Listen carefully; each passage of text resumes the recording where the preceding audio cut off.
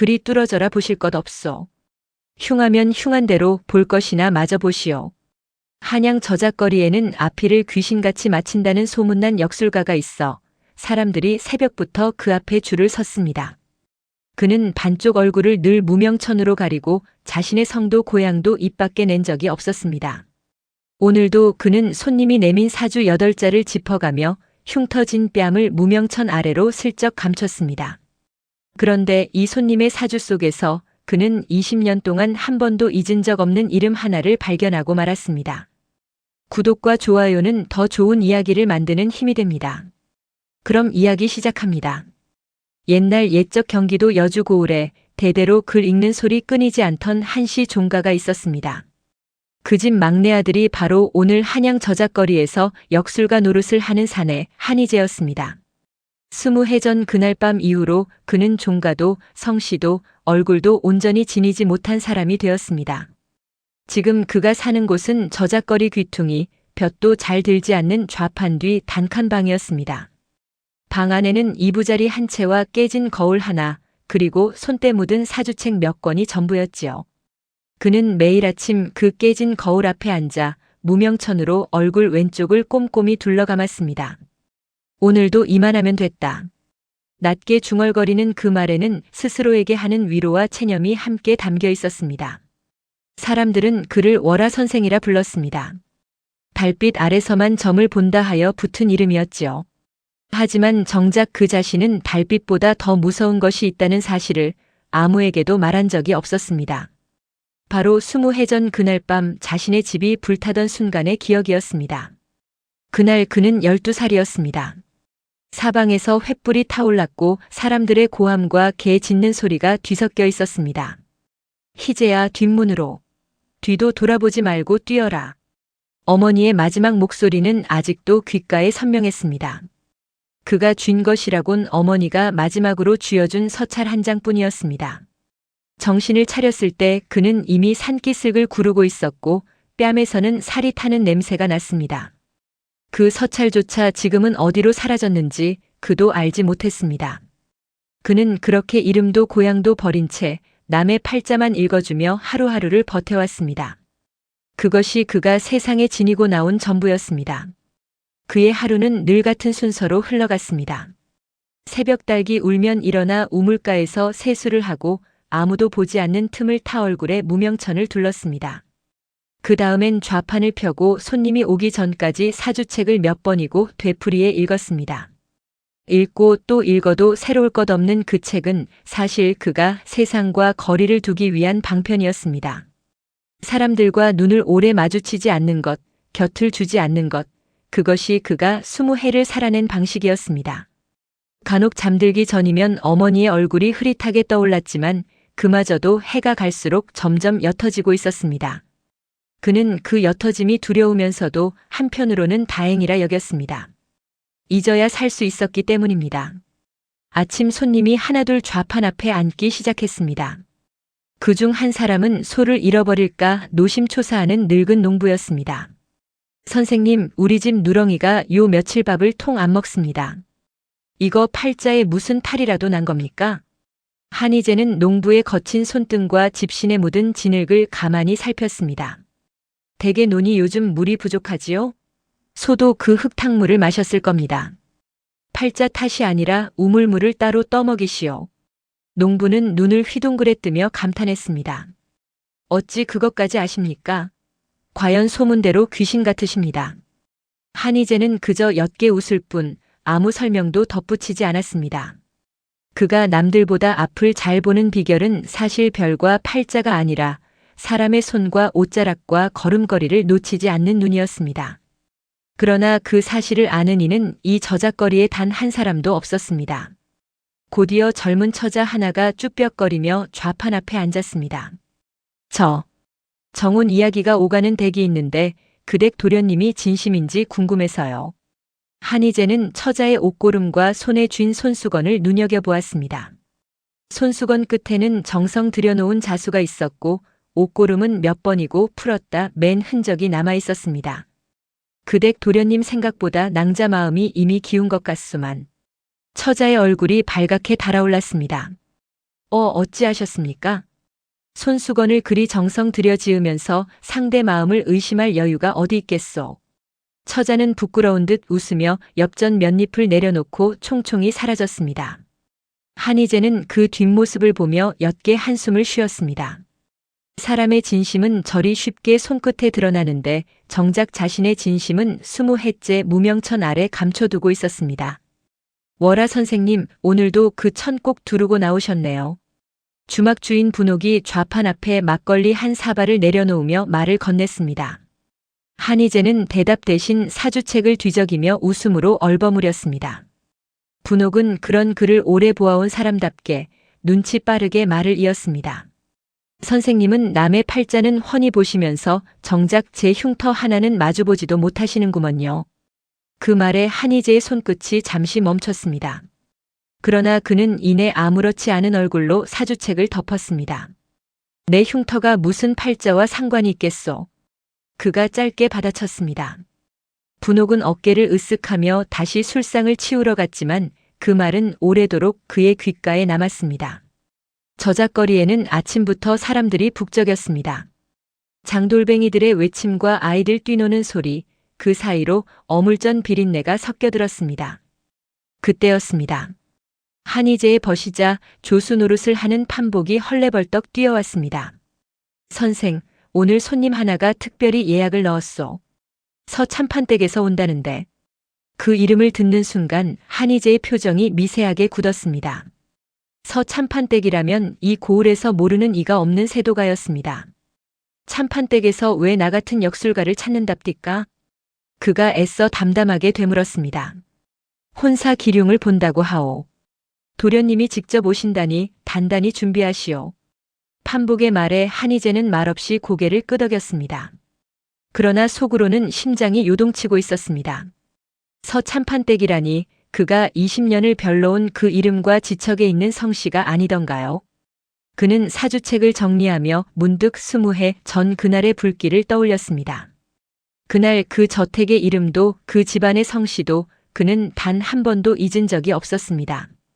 그런데 이제 그 이름을 가진 자가 제 발로 그의 앞에 앉으려 하고 있었습니다. 선생, 안색이 왜 그러시오? 어디 편찮으시오? 판복이 걱정스레 물었습니다. 아니요. 그저 오랜만에 큰 손님이라 그렇소. 한희재는 손끝으로 무명천을 매만지며 애써 웃어 보였습니다. 분옥의 말대로였습니다. 그는 남의 앞날은 훤히 읽으면서도 정작 제 안에 남은 흉터는 마주 볼 준비가 되어 있지 않았습니다. 그러나 오늘 그 흉터와 마주해야 할 순간이 성큼 다가오고 있었습니다. 그날 저녁 한희재는 여느 때보다 일찍 좌판을 걷었습니다. 단칸방으로 돌아온 그는 깨진 거울 앞에 오래도록 앉아 있었습니다. 거울 속에는 무명천을 두른 반쪽 얼굴과 그 아래 감춰진 흉터의 그림자가 어렴풋이 비쳤습니다. 내일이면 알게 되겠지. 그가 나직이 중얼거렸습니다. 서참판댁 도련님이라 했습니다. 그 이름 석자를 떠올리는 것만으로도 20해 전 불타던 지붕과 어머니의 마지막 목소리가 다시금 귓가에 울렸습니다. 그는 사주책을 덮고 방구석에 놓인 낡은 나무 상자를 오래도록 바라보았습니다. 그 상자 안에는 이제 아무것도 남아있지 않았습니다. 그러나 그는 여전히 그 빈 상자를 버리지 못하고 있었습니다. 늦은 밤 방문 두드리는 소리가 났습니다. 판복이 김이 오르는 주먹밥 하나를 들고 서 있었습니다. 저녁도 안 자셨을 것 같아서 가져왔소. 분옥이가 싸준 거요. 한희재는 잠시 머뭇거리다 문을 열어주었습니다. 고맙소. 이런 것까지 챙길 것 없는데. 선생 얼굴이 영 안 좋아서 그렇소. 정말 그 참판댁 손님 때문이요? 판복이 방 안에 들어서며 넌지시 물었습니다. 한희재는 잠시 말을 고르다 낮게 대답했습니다. 그냥 오랜만에 옛 생각이 나서 그렇소. 옛 생각이라니 선생한테도 그런 게 있었소? 통 말을 안 하시니 원. 판복이 농삼아 던진 말에 한희재는 씁쓸하게 웃을 뿐이었습니다. 사람이 다 저마다 감추고 사는 게 있는 법 아니겠소. 그 말에 판복의 눈빛이 순간 흔들렸지만 그는 이내 아무렇지 않은 척 자리에서 일어났습니다. 일찍 주무시오. 내일 큰 손님 맞으려면. 판복이 나가고 방문이 닫히자 한희재는 다시 홀로 남았습니다. 그날 밤 그는 좀처럼 잠들지 못했습니다. 창밖 저 멀리서 개 짖는 소리가 들려올 때마다 20해 전 그 밤의 불빛이 눈앞에 어른거렸습니다. 그 불빛 속에서는 늘 그렇듯 얼굴 없는 그림자 하나가 자신을 내려다보고 있었습니다. 그는 애써 그 그림자에서 눈을 돌리며 무명천 위로 뺨을 지그시 눌렀습니다. 날이 밝으면 20년 만에 처음으로 그 이름과 마주 앉게 될 것이었습니다. 그는 오래도록 뒤척이다 문득 자리에서 일어나 사주책을 다시 펼쳤습니다. 글자는 눈에 들어오지 않았지만 손끝으로 책장을 넘기는 그 익숙한 감촉만이 그의 마음을 조금이나마 가라앉혀 주었습니다. 창밖으로 스며드는 달빛이 무명천 아래 감춰진 그의 옆얼굴을 은은히 비추고 있었습니다. 방 안은 고요했지만 그의 머릿속만은 20해 전 그날의 기억들로 소란스러웠습니다. 그렇게 그는 뜬 눈으로 밤을 지새우며 다가올 아침을 기다렸습니다. 이튿날 아침 한희재는 여느 때보다 일찍 눈을 떴습니다. 간밤에 설친 잠 탓인지 눈두덩이 뻐근했지만 그는 평소와 다름없이 우물가에서 세수를 하고 무명천을 둘렀습니다. 좌판으로 나서는 발걸음이 유독 무거웠습니다. 선생, 오늘따라 일찍 나오셨소. 판복이 좌판을 정리하며 인사를 건넸습니다. 한희재는 말없이 고개를 끄덕이고는 사주책과 붓, 벼루를 정갈하게 늘어놓았습니다. 손님 오시면 내 자리를 비켜드릴 테니 눈치껏 나가 있으시오. 알겠소. 근데 선생 진짜 괜찮은 거요? 안색이 영. 괜찮소. 한희재의 짧은 대답에 판복은 더 캐묻지 않고 조용히 자리를 물러섰습니다. 그러나 그의 눈길은 몇 번이고 한희재의 등을 힐끔거렸습니다. 분옥도 주막 문 앞에 서서 오늘따라 유난히 굳어있는 한희재를 지켜보고 있었습니다. 아무도 그 속을 알지 못했지만 다들 오늘이 예사롭지 않은 날임을 어렴풋이 느끼고 있었습니다. 좌판에 앉은 한희재는 벼루에 먹을 갈며 마음을 다스리려 애썼습니다. 먹가는 소리가 사각사각 이어질수록 오히려 마음속 파도는 점점 거세지고 있었습니다. 그는 스스로에게 몇 번이고 되뇌었습니다. 그저 사주를 봐주는 것뿐이다. 아무 일도 아니다라고. 그러나 손끝은 이미 미세하게 떨리고 있었습니다. 저작거리의 아침 풍경은 여느 때와 다름없었습니다. 생선 장수의 외침, 옹기 전 안악들의 웃음소리, 아이들이 뛰노는 발소리가 뒤섞여 흘렀습니다. 그 모든 소리가 오늘따라 유독 아득하게 들렸습니다. 해가 중천에 오를 무렵 저작거리 어귀에서 말 한 필이 다가왔습니다. 비단 도포를 곱게 차려입은 젊은 사내가 말에서 내려 좌판 쪽으로 걸어왔습니다. 둥근 얼굴에 순한 눈매, 같은 상투가 아직 낯선 듯 조심스러운 걸음걸이였습니다. 뒤로는 마부 하나가 조심스레 거리를 두고 따라붙었습니다. 사람들이 하나둘 걸음을 멈추고 그 행렬을 흘끔거렸습니다. 저기 저 도포 좀 봐. 서참판댁 도련님 아니오? 그렇지 아마. 참으로 인물이 훤하시구먼. 구경꾼들의 수군거림 속에서 제황은 그런 시선이 익숙한 듯 담담히 걸어왔습니다. 월하 선생님 되십니까? 소생은 서제황이라 하옵니다. 그가 두 손을 모으고 공손히 허리를 숙였습니다. 한희재는 잠시 숨을 고른 뒤 애써 담담한 목소리로 대답했습니다. 앉으시지요, 도련님. 제황은 자리에 앉으며 주변을 둘러보았습니다. 저작거리가 이리 활기찬 줄 몰랐습니다. 아버님께서는 늘 저더러 바깥 출입을 삼가라 하셔서요. 아버님이 엄하신가 봅니다. 한희재가 붓끝을 벼루에 적시며 무심한 척 물었습니다. 엄하시기도 하지만 이 고을에서 아버님을 존경하지 않는 이가 없습니다. 흉년의 곡간을 여신 적도 여러 번이시고요. 제황의 말투에는 진심 어린 자부심이 묻어났습니다. 작년 겨울에도 아버님께서 몸소 굶주린 이들에게 죽을 나눠주라 명하셨지요. 저도 그 곁에서 거들었습니다. 한희재는 그 말을 들으며 속으로 씁쓸함이 차올랐지만 얼굴에는 아무것도 드러내지 않았습니다. 그러나 문득 제황의 뒤편에 서 있던 마부가 그 말에 살짝 고개를 숙이며 눈을 피하는 것을 놓치지 않았습니다. 사소한 몸짓이었지만 한희재의 눈에는 그것이 예사롭지 않았습니다. 사람들은 저마다 겉으로 하지 못하는 말을 몸짓으로 흘리는 법이었습니다. 헌데 도련님, 어인일로 이 먼 저작거리까지 걸음을 하셨습니까? 참판댁이라면 능히 이름난 역술가를 댁으로 부르실 수 있으실 텐데요. 한희재가 슬쩍 물었습니다. 제황은 잠시 머뭇거리다 입을 열었습니다. 실은 이 일만큼은 아버님 눈을 피해 조용히 알아보고 싶었습니다. 어인 까닭입니까? 정혼하려는 댁이 가세가 그리 넉넉지 않은 곳이라서요. 아버님께서는 진작부터 다른 혼처를 마음에 두고 계십니다. 제황의 목소리가 처음으로 조금 흔들렸습니다. 하나 저는 그 낭자의 마음이 참되다는 것을 압니다. 가난이 사람의 진심까지 가난하게 만드는 건 아니지 않습니까? 그렇게 말하는 제황의 눈빛에는 흔들림 없는 진심이 담겨 있었습니다. 한희재는 그 모습을 보며 잠시 말을 잃었습니다. 가난한 낭자의 편을 드는 이 청년의 마음이 20해 전 재산을 빼앗기고 쫓겨난 자신의 처지와 묘하게 겹쳐 보였습니다.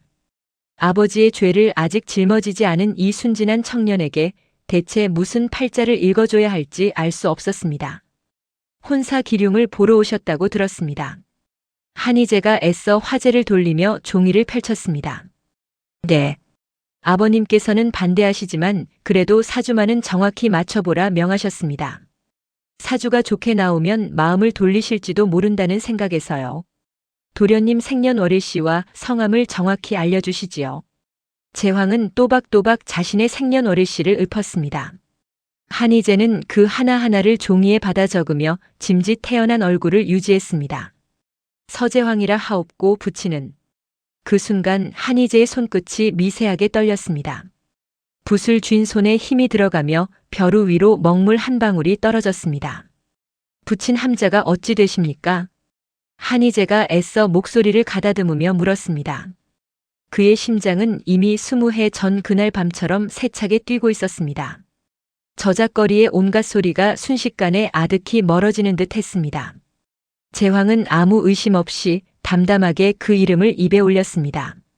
부치는 서덕원이라 하십니다.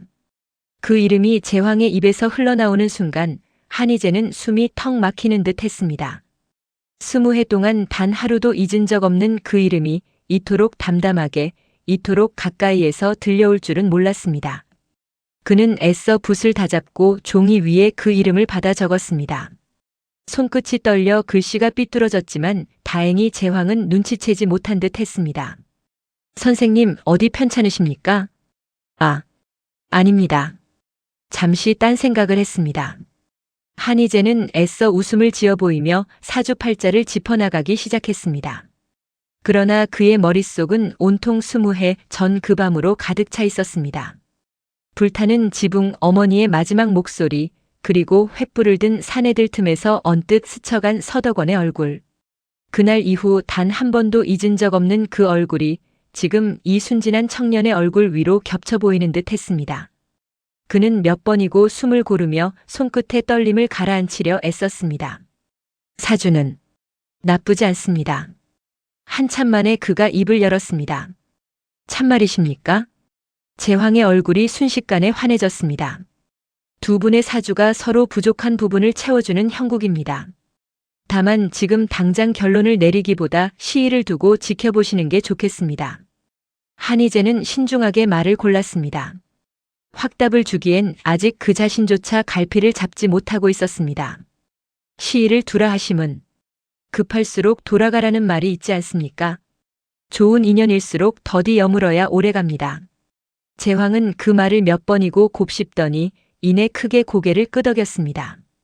선생님 말씀 깊이 새기겠습니다. 그는 품에서 엽전이 두둑이 든 주머니를 꺼내 내려놓았습니다. 약소하지만 받아주십시오. 그리고 혹 다시 여쭐 일이 생기면 또 찾아뵈어도 되겠습니까? 한희재는 잠시 그를 바라보다 천천히 고개를 끄덕였습니다. 언제든 오시지요. 그 대답이 스스로도 낯설게 느껴졌습니다. 원수의 아들을 다시 부르겠다는 말이 이토록 쉽게 자신의 입에서 나올 줄은 몰랐습니다. 제황이 말에 올라 떠난 뒤에도 한희재는 한참을 그 자리에 앉아 있었습니다. 선생, 대체 무슨 일이요? 손님 가고도 한참을 그러고 계시니 어느새 다가온 판복이 조심스레 물었습니다. 한희재는 천천히 고개를 들어 판복을 바라보았습니다. 판복이 자네 혹시 서참판댁에 대해 아는 것이 있소?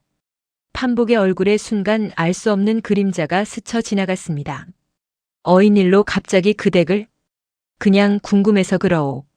한희재의 목소리는 담담했지만 그 눈빛만은 그 어느 때보다 깊고 무거웠습니다.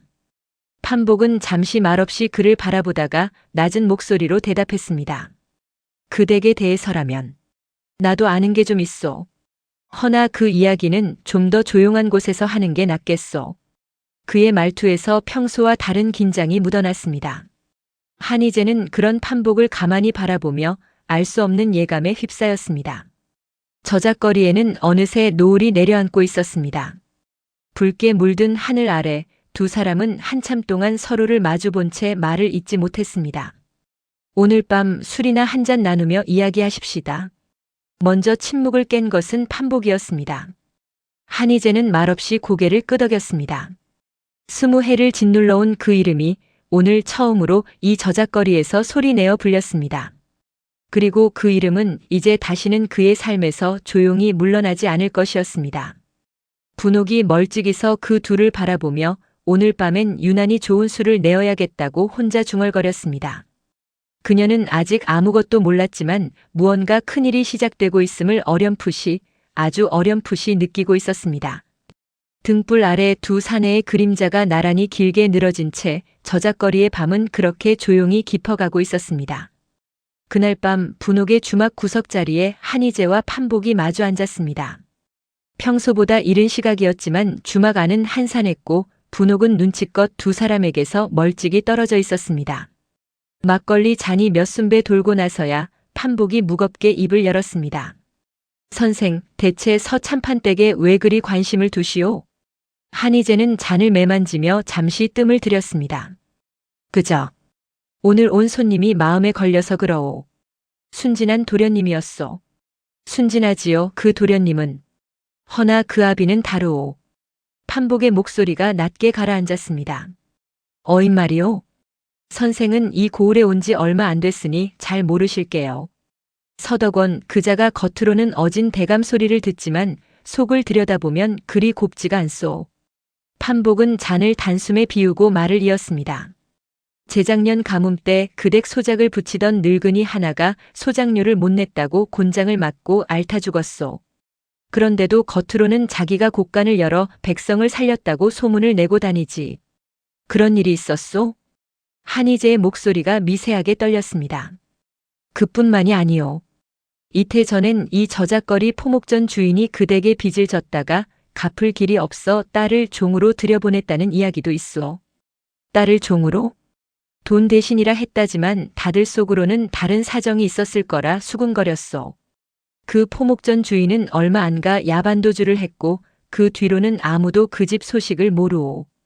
판복은 술 한 잔을 더 들이켜며 목소리를 낮췄습니다. 그리고 10수년 전엔가 이웃 고을에 큰 세도가가 하나 있었는데 하루아침에 멸문지화를 당했다는 소문이 있었어.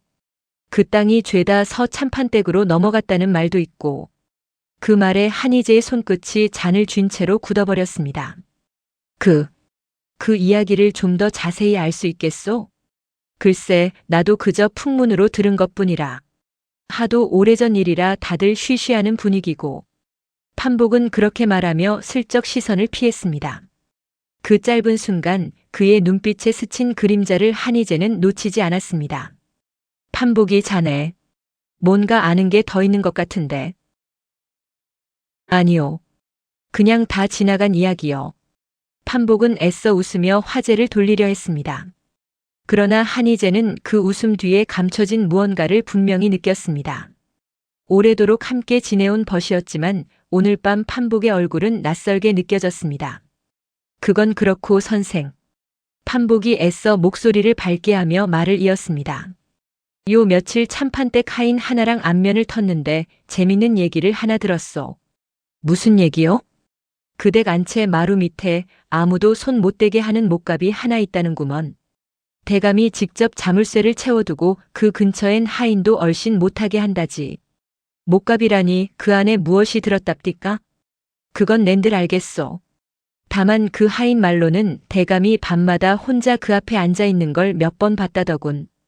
무슨 죄 지은 사람처럼 한희재의 심장이 세차게 뛰기 시작했습니다. 20해 전 그날 어머니가 마지막으로 그에게 쥐어주려 했던 것이 무엇이었는지 그는 문득 떠올랐습니다. 희재야, 이것만은 반드시. 불길 속에서 어머니는 무언가를 그의 손에 쥐어주려 했지만 사내들의 손에 붙들려 끌려가며 끝내 그 말을 다 잊지 못했습니다. 그때 그가 놓친 것이 서찰이었는지 아니면 또 다른 무엇이었는지 20해가 지난 지금까지도 또렷하지 않았습니다. 다만 어머니의 다급했던 눈빛만은 지금도 생생하게 남아 있었습니다. 가문의 인장, 대대로 물려온 그 도장 하나면 한씨 가문의 뿌리를 증명할 수 있었습니다. 아버지께서 생전에 늘 말씀하셨습니다. 이 인장이 있는 한씨 가문은 결코 사라지지 않는다고.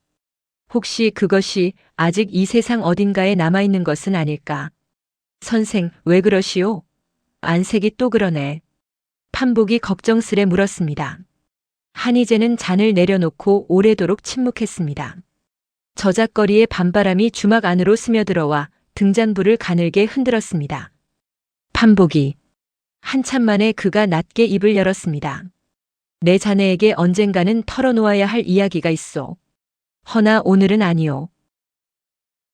선생, 다만 한 가지만 부탁하겠소. 그 하인과 좀 더 가까이 지내며 그 목갑에 대해 더 알아봐 줄 수 있겠소? 판복은 잠시 그를 응시하다가 천천히 고개를 끄덕였습니다. 알겠소. 허나 선생도 나중엔 그 이야기 들려줘야 할게요. 그리하리다. 한희재는 짧게 대답하며 술잔을 비웠습니다. 독한 술이 목을 타고 내려가는 동안 그의 머릿속에는 20해 만에 처음으로 또렷한 그림 하나가 그려지고 있었습니다. 그것은 복수도 원망도 아닌 다만 자신이 누구였는지를 증명할 단 하나의 길이었습니다. 그날 밤 주막을 나서는 그의 발걸음은 처음으로 흔들림이 없었습니다. 더 이상 예전처럼 얼굴을 가리고 숨죽여 사는 삶으로는 돌아갈 수 없다는 것을 그는 이미 알고 있었습니다. 저작거리의 불빛들이 하나둘 꺼져가는 밤 한희재는 홀로 그 어둠 속을 오래도록 걸었습니다. 그리고 그 어둠 끝에서 20해 전 잃어버린 이름 하나가 다시 그를 부르고 있었습니다. 이튿날 새벽 한희재는 좌판을 열지 않았습니다. 대신 그는 성문 밖으로 향하는 길을 홀로 걸었습니다. 반나절을 걸어 다다른 곳은 이제는 잡초만 무성한 야트막한 언덕이었습니다. 20해 전 이곳에는 한시 종가의 기와 지붕이 늘어서 있었습니다. 지금은 무너진 담벼락 몇 조각과 검게 그을린 주춧돌만이 그 자리를 지키고 있었습니다. 그는 오래도록 그 자리에 서서 아무 말도 하지 못했습니다. 바람이 불어와 마른 풀잎을 흔들 때마다 20해 전 그날의 함성과 불길이 되살아나는 듯 했습니다. 어머니, 아버지. 그가 낮게 중얼거렸습니다. 소자, 이제야 돌아왔습니다. 무릎을 꿇은 그의 눈가에 오래 참았던 것이 맺혔지만 그는 손등으로 그것을 닦아내며 다시 일어섰습니다. 반드시 되찾겠습니다. 우리 가문의 이름을 그리고 그날의 진실을. 그의 목소리에는 더 이상 흔들림이 없었습니다. 언덕을 내려오는 그의 뒷모습 위로 아침 해가 조용히 떠오르고 있었습니다. 한희재가 저작거리로 돌아왔을 때는 이미 해가 중천에 가까웠습니다. 좌판이 비어있는 것을 본 분옥이 걱정스레 달려왔습니다. 선생님, 어디 다녀오셨어요? 하루 종일 좌판을 비우시고. 잠시. 볼 일이 있었소. 한희재의 표정이 평소와 사뭇 다른 것을 분옥은 금세 알아챘습니다. 그의 눈빛에는 전에 없던 어떤 결기 같은 것이 서려 있었습니다. 무슨 일 있으셨어요? 얼굴이 뭐랄까 딴 사람 같으세요. 분옥이 조심스레 물었습니다. 한희재는 잠시 그녀를 바라보다 옅게 웃었습니다. 그럴지도 모르겠소. 오늘부로 나는 조금은 다른 사람이 되기로 했으니. 그 말이 무슨 뜻인지 분옥은 알 수 없었지만 더 캐묻지 않았습니다. 그저 그의 눈빛에서 어떤 무거운 결심을 읽었을 뿐이었습니다. 밥은 드셨어요? 속이라도 든든히 채우고 다니셔야지. 분옥이 화제를 돌리며 주먹밥 하나를 건넸습니다. 고맙소. 한희재는 그것을 받아들며 문득 20해 만에 처음으로 허기를 느꼈습니다. 그것은 단순한 배고픔이 아니라 무언가를 향해 다시 나아가기 시작한 사람만이 느낄 수 있는 허기였습니다. 그날 오후 판복이 다시 좌판을 찾아왔습니다. 선생, 그 하인을 다시 만나기로 했소. 오늘 저녁에. 고맙소, 판복이. 부디 조심히 다녀오시오. 조심이야 늘 하는 것이지만. 판복은 말끝을 흐리며 한희재를 가만히 바라보았습니다. 선생, 정말 그대게 무슨 볼일이 있는 거요? 이렇게까지 캐물으실 만큼. 한희재는 잠시 그의 눈을 마주보다가 천천히 고개를 저었습니다. 아직은 말할 때가 아니오. 허나 곧 알게 될 것이오. 판복은 더 묻지 않고 고개를 끄덕였습니다. 그러나 돌아서는 그의 발걸음에는 알 수 없는 무게가 실려 있었습니다. 한희재는 그런 판복의 뒷모습을 오래도록 바라보았습니다. 벗이라 믿었던 이 사내에게도 아직 자신에게 털어놓지 못한 무언가가 있다는 것을 그는 어렴풋이 느끼고 있었습니다. 그러나 지금은 그것을 캐물을 때가 아니었습니다. 해가 저물어가는 저작거리 위로 두 사람의 그림자가 각자 다른 무게를 짊어진 채 길게 늘어지고 있었습니다. 멀리서 그 모습을 지켜보던 분옥은 괜스레 마음 한구석이 서늘해지는 것을 느꼈습니다. 무엇 때문인지는 알 수 없었지만 두 사람 사이에 이제껏 없던 무언가가 자라나고 있음을 그녀도 어렴풋이 짐작하고 있었습니다. 그녀는 그저 조용히 술상을 정리하며 오늘 밤도 무사히 지나가기만을 마음속으로 빌었습니다. 그러나 그 바람과는 다르게 저작거리의 밤은 이미 예전과는 전혀 다른 방향으로 조용히 그러나 분명하게 흘러가고 있었습니다. 그것은 20해 동안이나 멈춰서만 있던 시간이 마침내 다시 조금씩 그러나 되돌릴 수 없이 움직이기 시작한 바로 그 순간이었습니다. 멀리서 개 짖는 소리가 한번 크게 울리더니 이내 저작거리는 다시 고요한 어둠 속으로 잠겨들었습니다. 이튿날 저녁 판복이 어두운 얼굴로 좌판을 찾아왔습니다. 선생, 그 하인을 만나긴 만났는데. 그는 주위를 살피며 목소리를 한껏 낮췄습니다. 목값 이야기를 슬쩍 물었더니 그 사람 얼굴이 새하얗게 질리더군. 다시는 그런 거 묻지 말라고 몸서리를 치며 손사래를 쳤소. 어인 까닭이요? 몇 해 전에도 그 근처를 얼쩡거리던 하인 하나가 있었는데 그 뒤로 감쪽같이 사라졌다는 게요. 다들 쫓겨났다고만 알고 있지 어디로 갔는지는 아무도 모른다더군. 그 말에 한희재의 얼굴이 굳었습니다. 그렇다면 그 목갑 안에 든 것이 그만큼 감춰야 할 무엇이라는 뜻이겠군. 선생, 내 솔직히 말하리다. 판복이 정색하며 그의 앞에 바짝 다가 앉았습니다. 이 일에서 손을 떼시오. 서참판댁은 우리 같은 것들이 함부로 건드릴 상대가 아니오. 판복이 선생이 대체 무슨 사연이 있는지는 모르겠소만 목숨 걸 만한 일이 아니라면 그냥 덮읍시다. 우리네 저작거리 사람들이야 그저 오늘 하루 무탈하면 그걸로 족한 것 아니겠소. 판복의 목소리에는 진심 어린 걱정이 배어 있었습니다. 한희재는 그런 벗의 얼굴을 오래도록 바라보았습니다. 판복이 자네는 어찌 그리 그대기 두렵소? 그저 소문만으로 이리 겁을 내는 것 같지는 않은데. 판복의 낯빛이 순간 하얗게 질렸습니다. 소문이 아니오. 내 눈으로 직접 본 것도 있소. 무엇을 보았소? 몇 해 전 그댁 소장농 중에 유난히 강단 있는 사내가 하나 있었소. 세금이 부당하다며 대감 앞에서 목소리를 높였지. 판복의 목소리가 낮게 가라앉았습니다. 그 사내는 다음 날로 마을에서 자취를 감췄소.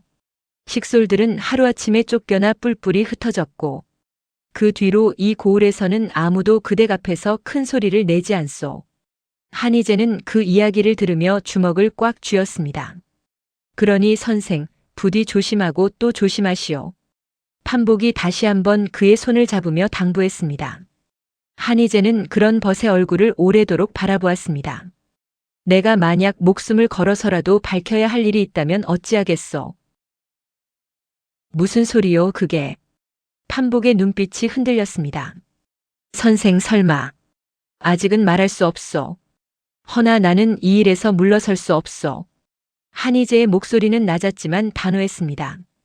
판복은 한참을 그를 바라보다 깊은 한숨을 내쉬었습니다. 선생 고집을 누가 꺾겠소. 허나 부디 저 서재왕 도련님만은 이 일에 끌어들이지 마시오. 그 도련님은 죄가 없질 않소. 그날 밤 한희재는 홀로 방 안에 앉아 오래도록 생각에 잠겼습니다. 판복의 말이 옳았습니다. 제왕은 아무 죄가 없었습니다. 아버지의 죄를 짊어질 이유도 그 죄를 대신 감당할 이유도 없는 사람이었습니다. 그러나 그 죄 없는 청년을 통하지 않고서는 그 저택의 문턱조차 넘을 방법이 없었습니다. 내가 지금 하려는 일이 과연 옳은 일인가? 그는 스스로에게 몇 번이고 되물었습니다. 복수를 위해서였다면 그는 이 결심을 접었을지도 모릅니다. 그러나 이것은 복수가 아니었습니다. 사라진 가문의 이름을 되찾는 일, 그리고 20해 전 그 밤의 진실을 세상에 알리는 일이었습니다. 그 진실 앞에 서라면 제왕 또한 언젠가는 마주해야 할 몫이 있을 것이었습니다. 다만 그 몫을 가능한 한 늦게, 가능한 한 덜 아프게 마주하게 하고 싶을 뿐이었습니다. 그는 그렇게 다짐하며 등잔불을 껐습니다. 그러나 좀처럼 잠은 오지 않았습니다. 어둠 속에 누워 그는 몇 번이고 20해 전 그날 밤을 되짚어 보았습니다. 그때 자신을 구해준 것이 누구였는지, 왜 하필 그 순간 뒷문이 열려 있었는지 지금 생각해도 온전히 설명되지 않는 부분들이 있었습니다. 어쩌면 그날 자신이 몰랐던 또 다른 손길이 있었던 것은 아닐까. 그런 막연한 생각이 스칠 때마다 그는 애써 고개를 저으며 그 생각을 밀어냈습니다. 지금은 지나간 일에 조각을 맞추기보다 앞으로 나아갈 길을 그리는 것이 먼저였습니다. 새벽 달기 울 때까지 그는 뜬 눈으로 천장만 바라보고 있었습니다. 사흘 뒤 서재왕이 다시 좌판을 찾아왔습니다. 그의 얼굴에는 전에 없던 화색이 돌고 있었습니다. 선생님, 지난번 말씀하신 대로 시일을 두고 지켜보았더니 아버님께서도 조금씩 마음을 여시는 듯합니다. 그것 참 다행입니다. 한희재는 애써 담담하게 대답했습니다.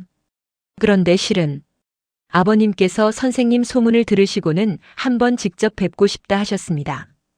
그 말에 한희재의 심장이 크게 요동쳤습니다. 대감께서 저를요? 네. 요즘 들어 아버님 심기가 편치 않으신 날이 많은데 소문난 역술가에게 사주라도 한번 보이면 마음이 놓이실까 해서요. 선생님께서 왕림해 주실 수 있으실지요? 제왕의 목소리에는 아무 의심도 담겨 있지 않았습니다. 한희재는 잠시 눈을 감았습니다. 머릿속으로 판복의 경고와 스스로에게 던졌던 물음들이 빠르게 스쳐 지나갔습니다. 소장농이 하루아침에 자취를 감췄다던 이야기, 그리고 목갑 근처를 얼쩡거리던 하인이 사라졌다던 이야기까지. 서덕원이라는 사람이 얼마나 무서운 존재인지 그는 이미 충분히 듣고 있었습니다.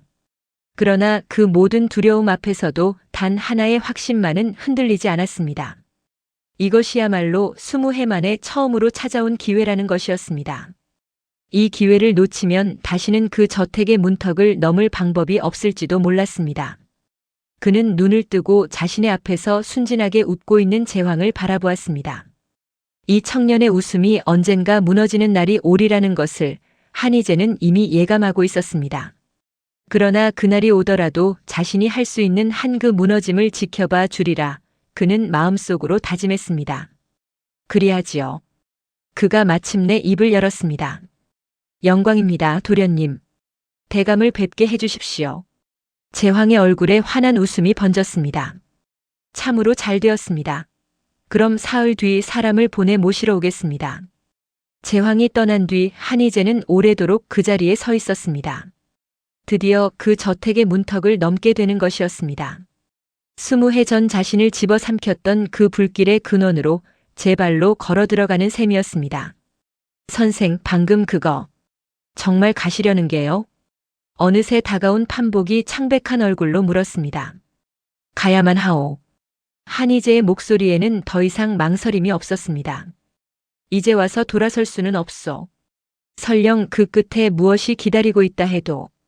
판복은 아무 말도 하지 못한 채 그저 어두워지는 하늘만 바라보았습니다. 저작거리의 등불이 하나둘 켜지기 시작했지만 두 사람이 선 자리에는 오래도록 무거운 침묵만이 감돌았습니다. 그때 분옥이 술상을 내오다 말고 심상찮은 두 사람의 표정을 살폈습니다. 두 분 왜 그리 굳어 계세요? 무슨 일이라도 있으셨어요? 판복이 애써 웃으며 손을 내저었습니다. 아니요, 아무 일도. 그저 선생이 큰 결심을 하나 하셔서 그러오. 큰 결심이요? 분옥이 궁금한 눈으로 한희재를 바라보았습니다. 한희재는 그저 옅게 웃을 뿐 아무 대답도 하지 않았습니다. 분옥은 더 캐묻지 않았지만 그 웃음이 왠지 모르게 서글퍼 보인다고 생각했습니다.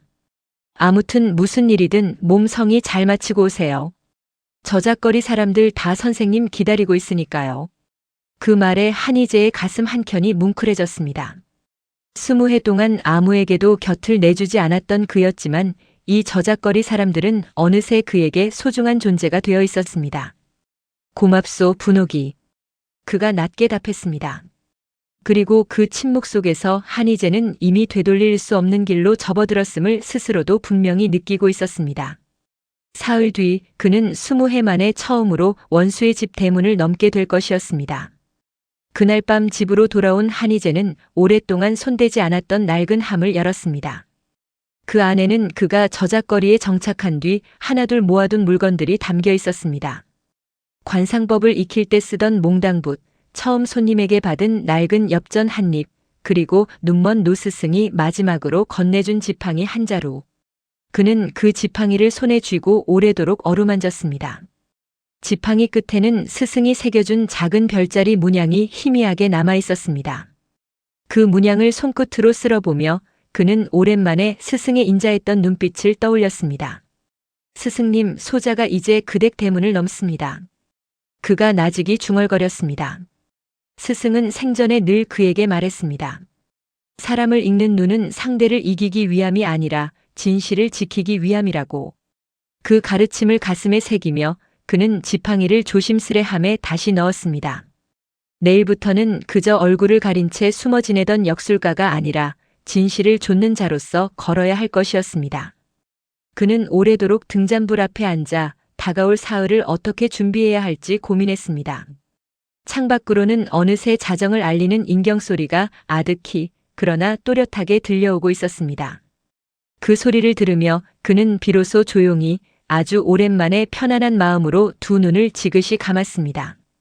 내일이 되면 다시는 예전으로 돌아갈 수 없는 길이 그의 앞에 고요히 그러나 분명하게 펼쳐질 것이었습니다. 약속한 사흘째 되는 날 아침 한희재는 평소보다 정갈하게 옷매무새를 가다듬었습니다. 가장 깨끗한 도포를 꺼내 입고 무명천도 새 것으로 갈아 얼굴에 둘렀습니다. 좌판 앞에는 이미 판복이 나와 그를 기다리고 있었습니다. 선생, 정말 가시는구려. 가야 하오. 한희재는 짧게 답하며 사주책과 부통을 챙겼습니다. 판복은 그런 그를 물끄러미 바라보다 문득 낮은 목소리로 입을 열었습니다. 선생, 내 아버지 뻘 되는 노인장한테 옛날에 들은 말이 있어. 사람은 겉과 속이 다르니 겉만 보고 서두르지 말라고. 그게 무슨 뜻이요? 그 댁에 들어가시거든 눈에 보이는 것만 믿지 마시오. 사람이든 물건이든 처음 본 것이 다가 아닐 수 있어. 판복의 눈빛에는 평소와 다른 진지함이 담겨 있었습니다. 한희재는 그 말을 마음에 깊이 새기며 고개를 끄덕였습니다.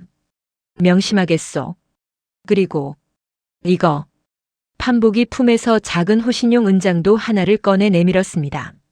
만약을 위해서요. 부디 쓸 일이 없기를 바라지만. 한희재는 그것을 받아 조심스레 품속에 갈무리했습니다. 고맙소, 판복이. 이 은혜 잊지 않겠소. 은혜는 무슨. 그저 무사히 돌아오기만 하시오. 그때 저 멀리서 참판댁 가마꾼들이 다가오는 것이 보였습니다. 한희재는 마지막으로 저작거리를 한번 둘러보았습니다. 분옥이 저 멀리서 손을 흔들고 있었고 낯익은 손님들 몇이 걱정스러운 얼굴로 그를 지켜보고 있었습니다. 그는 그들을 향해 옅게 고개를 숙여 보이고는 가마에 올랐습니다. 가마는 한참을 흔들리며 나아갔습니다. 저작거리의 소음이 점점 멀어지고 이윽고 높다란 담장과 커다란 소슬대문이 눈앞에 나타났습니다. 서참판댁의 위용은 소문으로 듣던 것 이상이었습니다. 기와 지붕이 몇 겹으로 이어져 있었고 마당에는 잘 가꾸어진 소나무들이 줄지어 서 있었습니다. 그러나 그 화려함 뒤편에는 어딘가 서늘한 기운이 감돌고 있었습니다. 하인들은 하나같이 고개를 숙인 채 종종 걸음으로 움직였고 누구 하나 큰 소리로 웃거나 떠드는 이가 없었습니다. 20해 전 우리 집도 이만큼 화려했었지. 한희재는 속으로 씁쓸하게 되뇌었습니다. 그때 안채 쪽에서 한 늙은 여인이 다가왔습니다. 손님 오셨다고 들었습니다. 이리로 오시지요. 여인의 목소리는 나긋했지만 어딘가 지친 기색이 묻어 있었습니다. 그녀는 한희재를 안내하다 말고 문득 걸음을 멈추고 그의 얼굴을 유심히 바라보았습니다.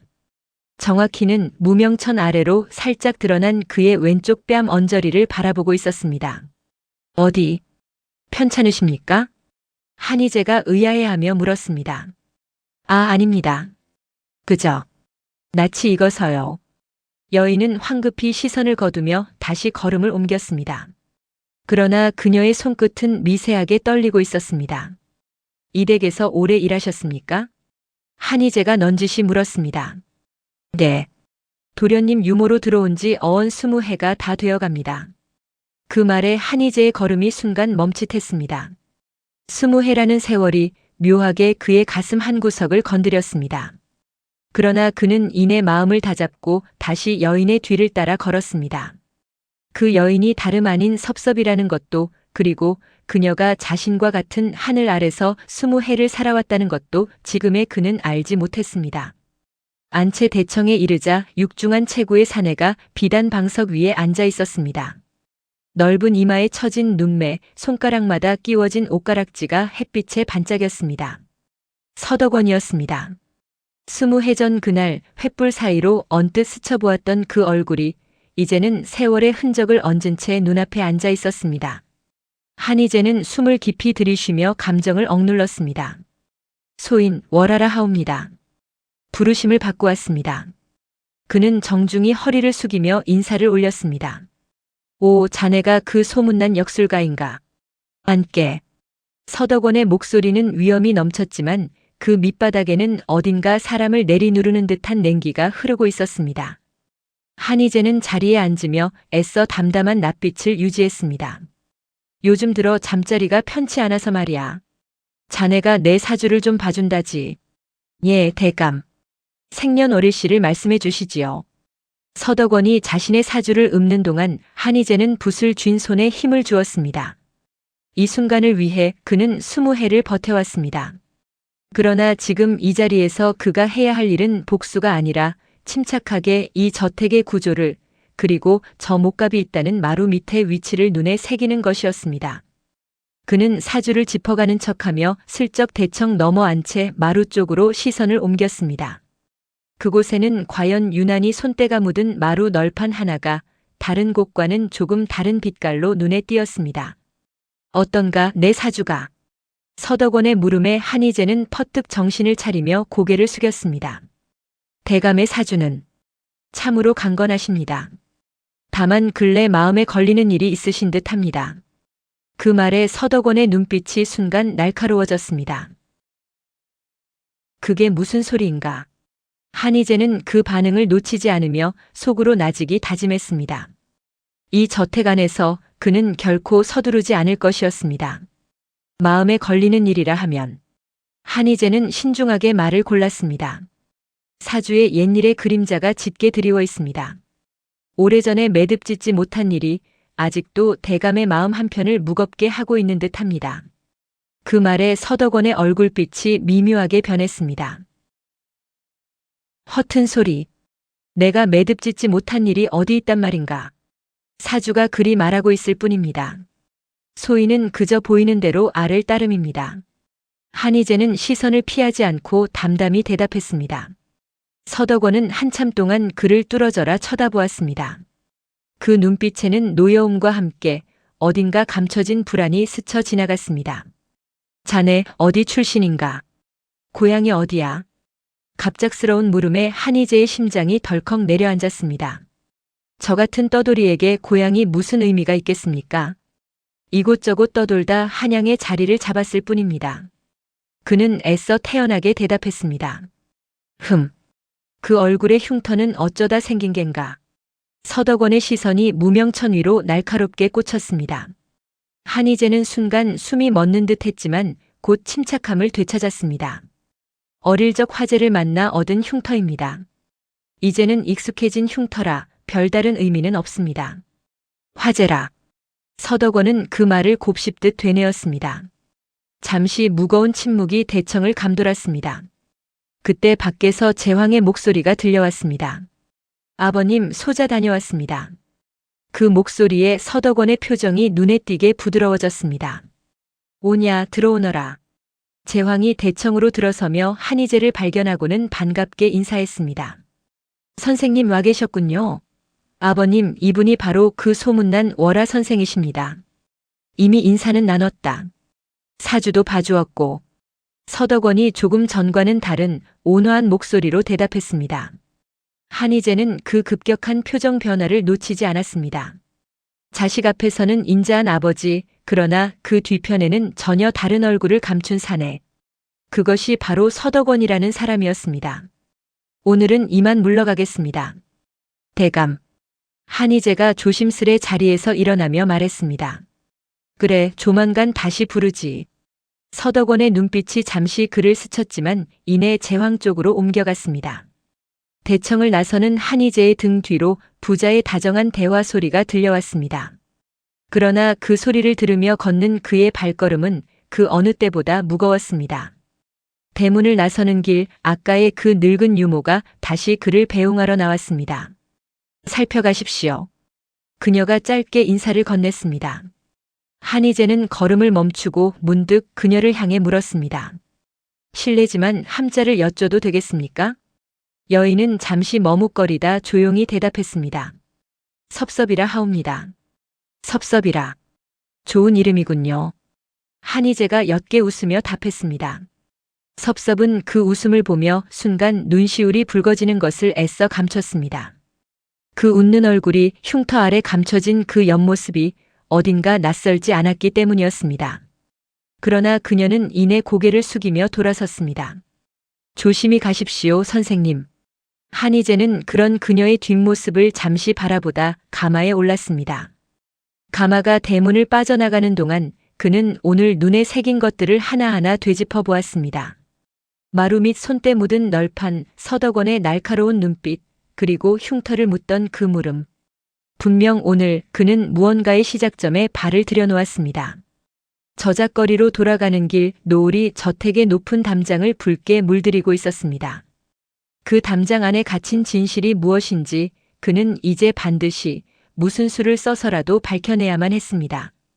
저작거리에 닿을 무렵 하늘은 이미 짙은 어둠으로 완전히 물들어 있었습니다.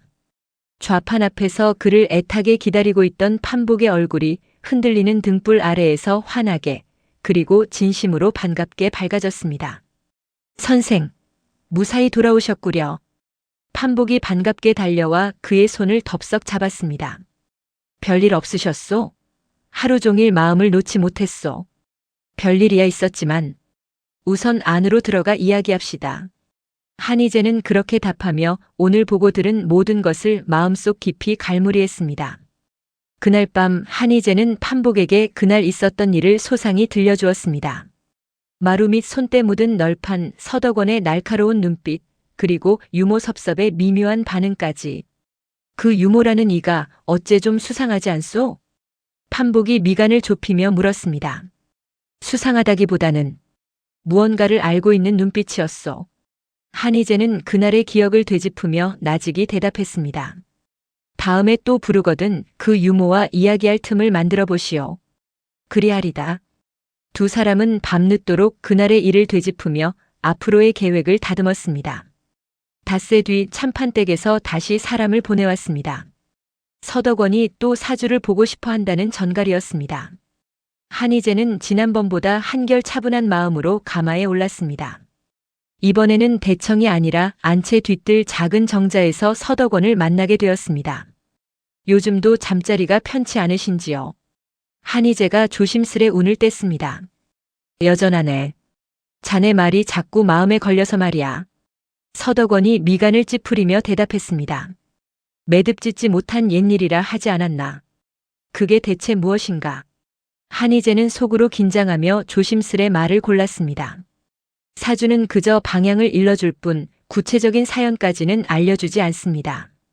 다만 대감께서 스스로 짚이는 바가 있으시다면 그것이 맞을 것입니다. 서덕원은 한참 동안 말없이 그를 응시했습니다. 그 침묵 속에서 한희재는 등줄기가 서늘해지는 것을 느꼈습니다. 자네 참으로 신묘한 재주를 지녔군. 서덕원이 문득 낮게 웃으며 말했습니다. 그러나 그 웃음에는 조금의 따뜻함도 담겨 있지 않았습니다. 헌데 말이야, 나는 지나치게 영특한 자를 좋아하지 않네. 그의 눈빛이 순간 서늘하게 가라앉았습니다. 세상에는 너무 많이 아는 것이 오히려 화를 부르는 경우가 있지. 한희재는 그 말 속에 숨은 경고를 놓치지 않았습니다. 소인 그저 사주에 나온 것을 알을 뿐입니다. 그 이상은 알지도 알려 하지도 않습니다. 그가 애써 담담하게 대답했습니다. 서덕원은 그 대답을 가만히 곱씹더니 이내 손을 내저으며 자리에서 일어났습니다. 되었네. 오늘은 그만 물러가게. 재황이가 자네와 할 얘기가 있다더군. 한희재는 정중히 고개를 숙이고 정자를 나섰습니다. 뒷뜰을 지나 별채로 향하는 길 마침 우물가에서 빨래를 널던 섭섭과 마주쳤습니다. 주변에는 아무도 없었습니다. 선생님. 섭섭이 조용히 그를 불러 세웠습니다.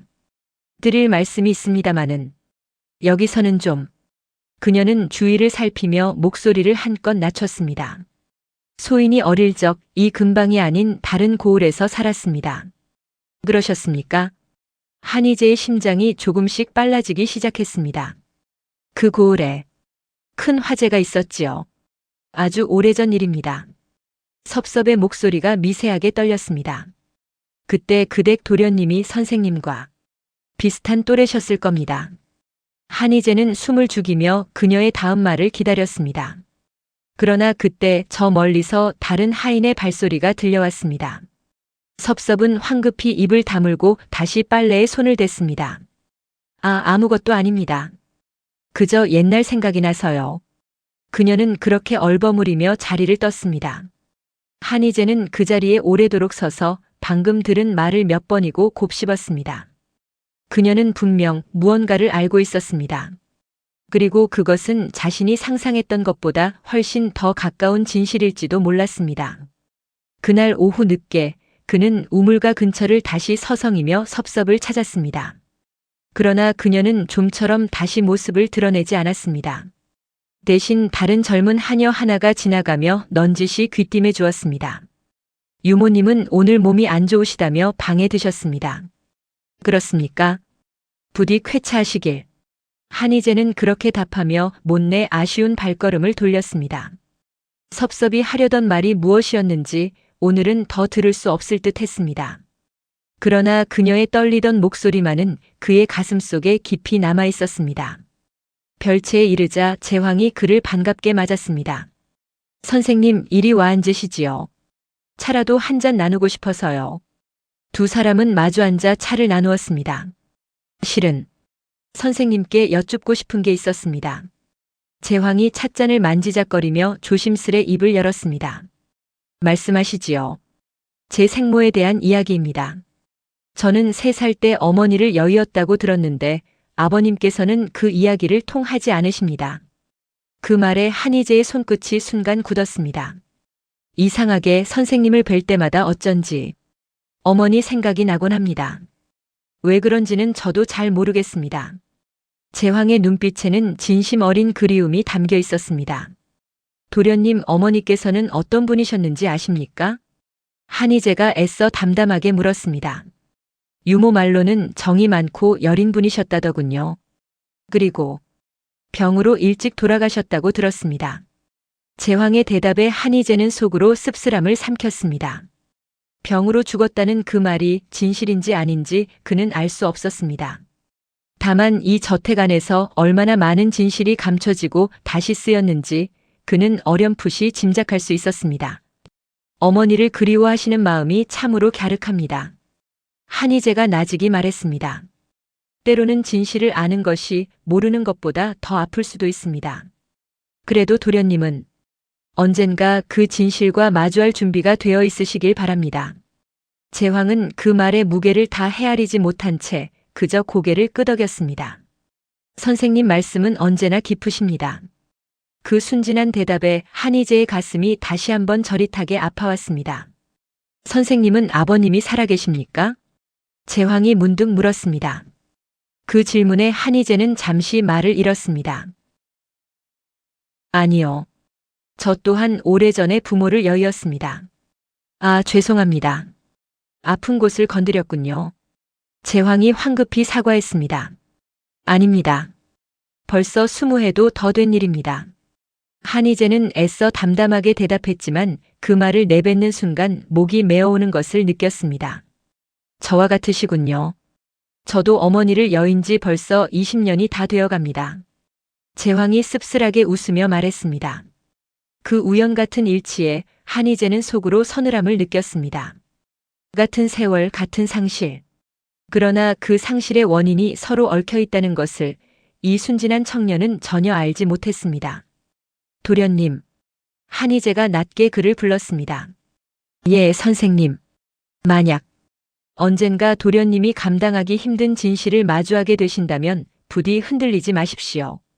진실은 아무리 아파도 결국은 사람을 살리는 법입니다.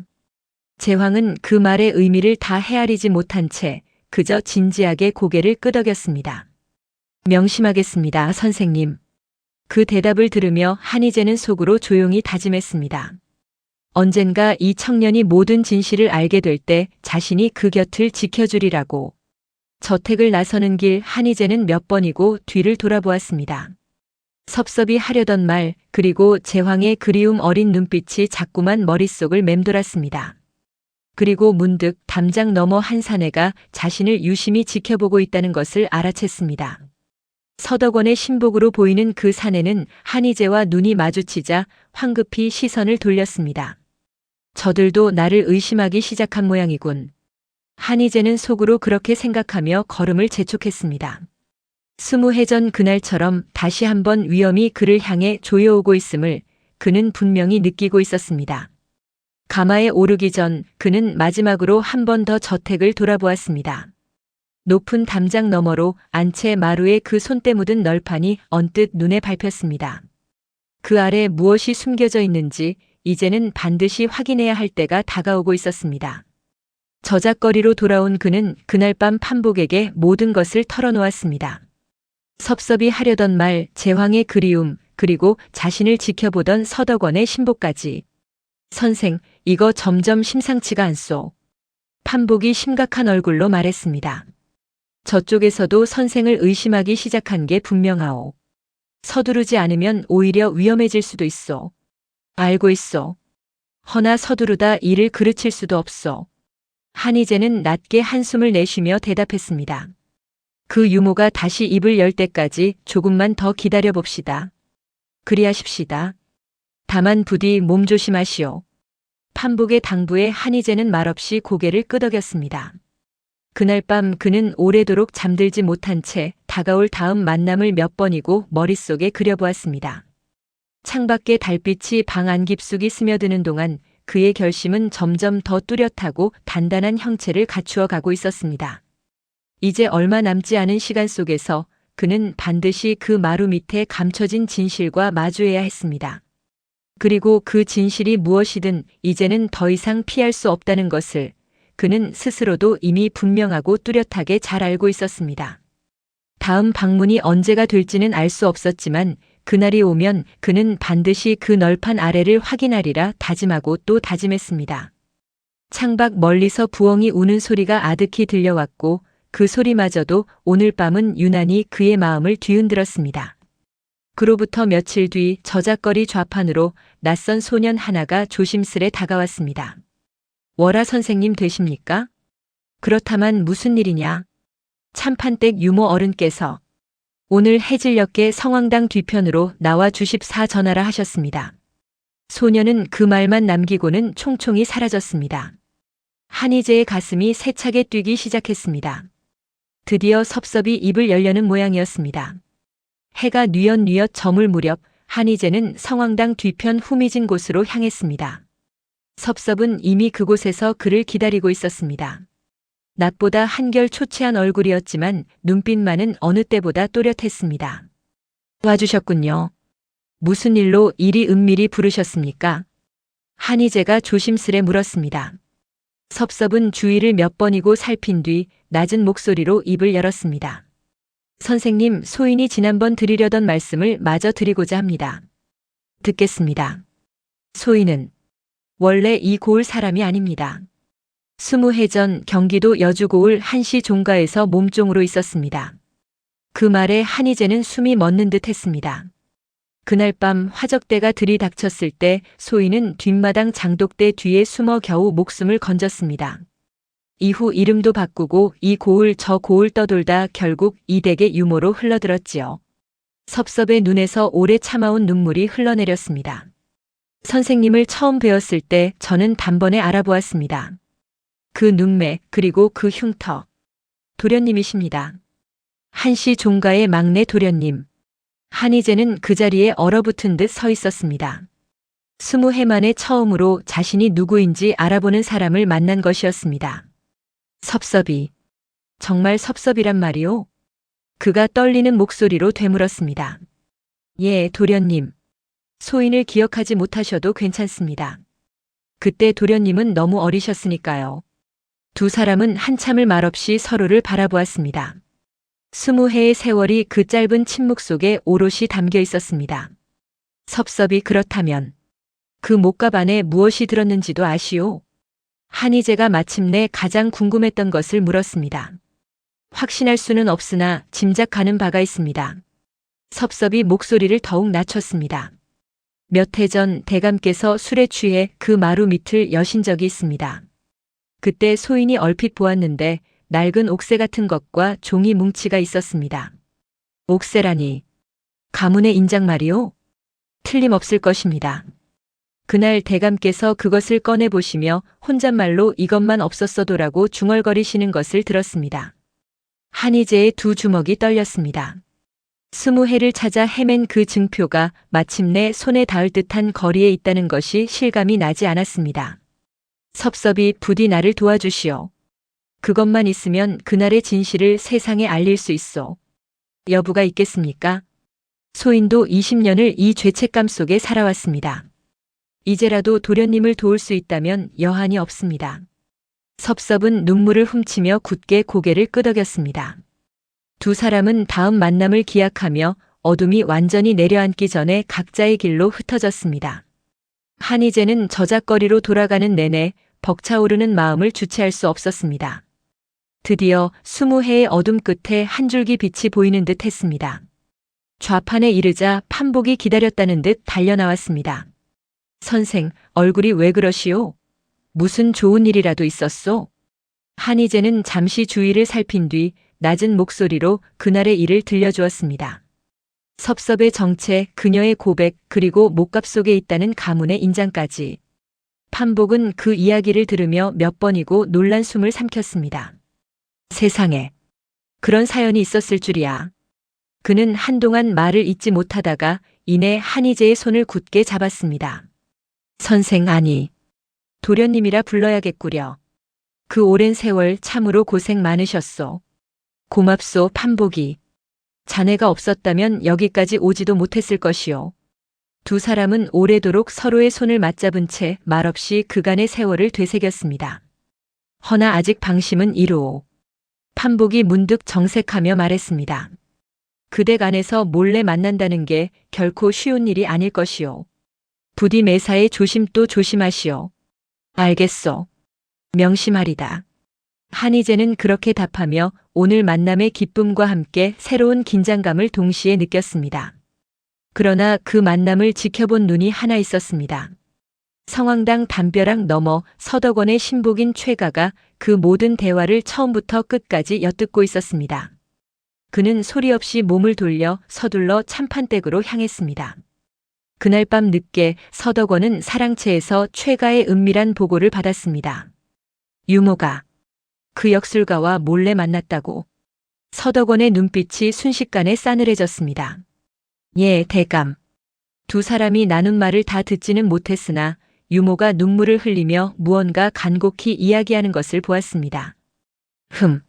서덕원은 한참 동안 침묵하며 생각에 잠겼습니다. 그의 머릿속에는 이미 오래전 지워버렸다고 믿었던 기억 하나가 서서히 되살아나고 있었습니다. 20해 전 여주 고을 한씨 종가. 그날 분명히 처리했다고 들었던 그 집 막내 아들이 혹시라도 살아있는 것은 아닐까. 최가. 예, 대감. 그 역술가에 대해 낱낱이 알아오게. 어디서 왔는지 진짜 이름이 무엇인지 무엇 하나 빠뜨리지 말고. 분부 받들겠습니다. 최가가 물러가자 서덕원은 홀로 어두운 방 안에 앉아 오래도록 생각에 잠겼습니다. 그의 손끝이 무의식적으로 마루 밑 그 목갑이 있는 방향을 향해 뻗어 있었습니다. 정말 만약에 그자가 살아있다면. 그가 나직이 중얼거렸습니다.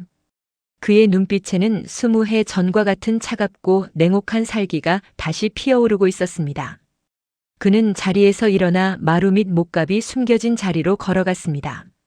자물쇠를 열고 목갑을 꺼내 오래도록 손끝으로 그 낡은 표면을 쓸어내렸습니다. 그때 확실히 처리했어야 했거늘. 그가 이를 악물며 중얼거렸습니다. 20해 전 그날 밤 그는 분명 부하들에게 시를 남기지 말라 명했습니다. 그러나 끝내 아이 하나의 시신을 확인하지 못했다는 보고를 받았을 때도 그는 대수롭지 않게 여겼습니다. 산불에 타 죽었으려니 그리 믿고 20해를 편히 지내왔습니다. 그런데 이제 와서 그 믿음이 흔들리고 있었습니다.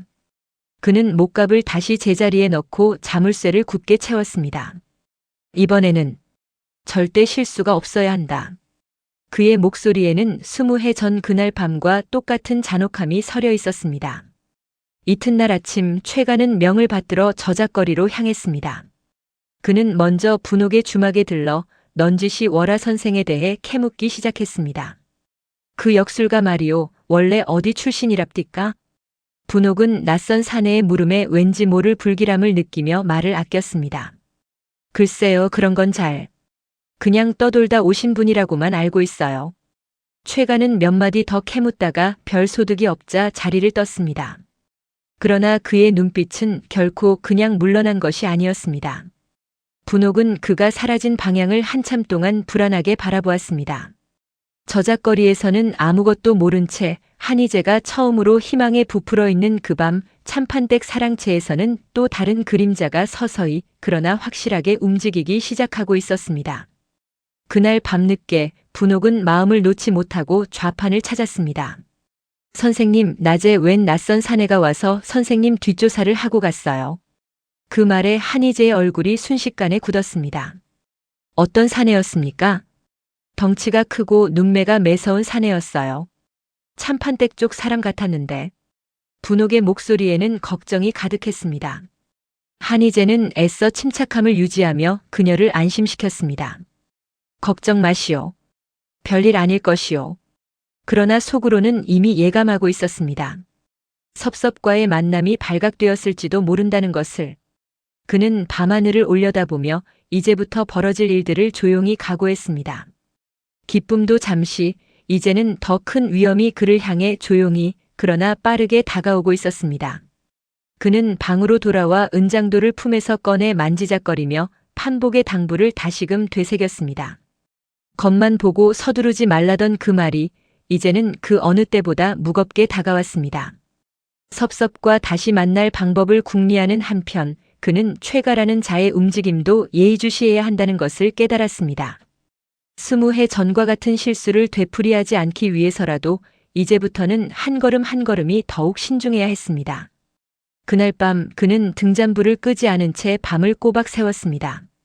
창밖으로 스치는 작은 바람 소리에도 몇 번이고 몸을 움찔거리며 그는 다가올 폭풍을 마음속으로 몇 번이고 준비하고 또 준비했습니다. 동이 틀 무렵에야 그는 비로소 잠시나마 눈을 붙일 수 있었습니다. 짧은 잠 속에서도 그는 20해 전 그 불길과 오늘 마주한 섭섭의 눈물을 번갈아 꿈꾸었습니다. 그것은 두려움과 희망이 뒤섞인 참으로 기묘한 밤이었습니다. 새벽 달기 울 무렵 그는 결국 뜬 눈으로 자리에서 일어나 좌판으로 향했습니다. 오늘 하루도 겉으로는 여느 때와 다름없는 역술가의 하루를 보내야 했습니다. 그 무렵 참판댁 사랑채에서는 또 다른 일이 벌어지고 있었습니다. 최가의 손에 이끌려 판복이 영문도 모른 채 서덕원 앞으로 끌려갔습니다. 자네가 그 역술가와 가까이 지낸다는 판복이란 자인가? 서덕원의 목소리는 낮았지만 그 안에는 서늘한 위압감이 서려 있었습니다. 예. 그렇습니다만. 판복은 영문을 몰라 몸을 떨었습니다. 자네 20해 전 여주 고을에 있었던 적이 있나? 그 물음에 판복의 얼굴이 순식간에 하얗게 질렸습니다. 그것을 어찌. 역시 그렇군. 서덕원의 입가에 차가운 미소가 번졌습니다. 내 사람을 시켜 자네 뒷조사를 좀 해보았지. 그날 밤 자네도 그 화적대 틈에 있었다지. 판복은 그 자리에 털썩 주저앉을 뻔했습니다. 네, 대감. 그것은. 걱정 말게. 자네를 벌하자는 게 아니야. 서덕원이 부드럽게 그러나 더욱 소름 끼치는 목소리로 말했습니다. 다만 자네가 그 역술가에 대해 내게 낱낱이 알려주었으면 하네. 그자가 진짜 누구인지 무엇을 하려는지. 그건 할 수 없습니다. 판복이 떨리는 목소리로 대답했습니다. 할 수 없다? 그렇다면 자네가 20해 전 그날 저지른 일을 온 고을에 알려도 상관없다는 뜻인가? 서덕원의 눈빛이 순식간에 살기를 띠었습니다. 자네가 그 아이를 살려보냈다는 것도 내 다 알고 있네. 그 죄 결코 가볍지 않을 텐데. 판복은 온몸이 떨려오는 것을 느꼈습니다. 사흘 주겠네. 그 안에 내게 답을 가져오게. 그렇지 않으면. 서덕원은 말끝을 흐리며 섬뜩한 눈빛으로 판복을 내려다보았습니다. 그날 밤 판복은 넋이 나간 얼굴로 한희재의 방문을 두드렸습니다. 선생. 아니 도련님. 드릴 말씀이 있소. 한희재는 그의 얼굴빛을 보고 심상찮은 일임을 직감했습니다. 무슨 일이오 판복이.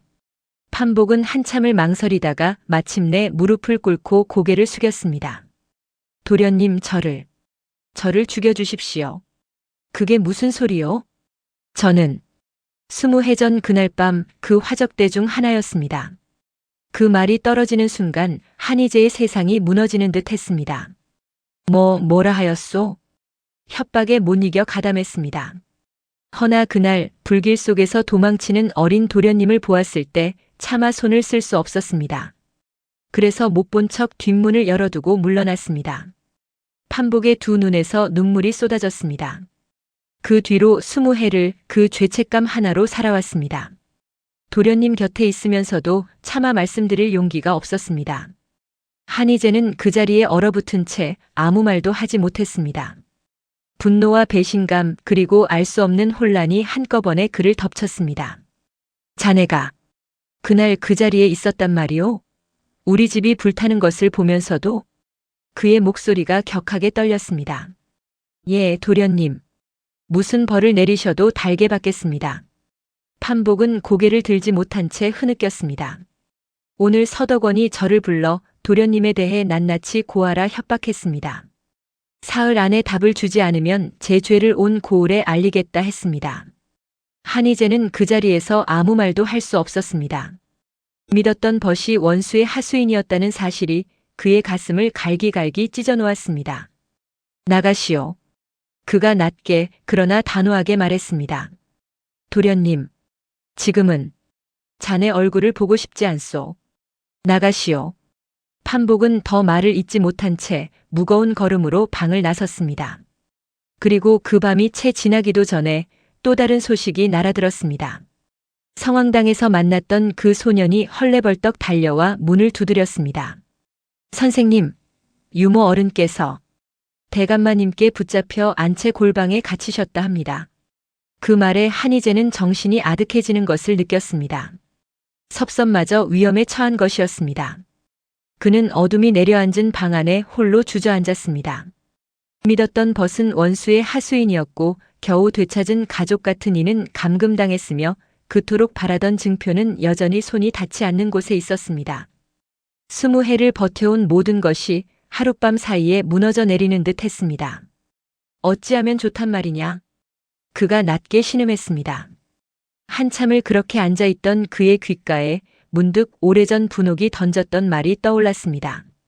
선생님은 남의 팔자는 훤히 보시면서 정작 제 흉터 하나는 마주보지도 못하시는구먼요.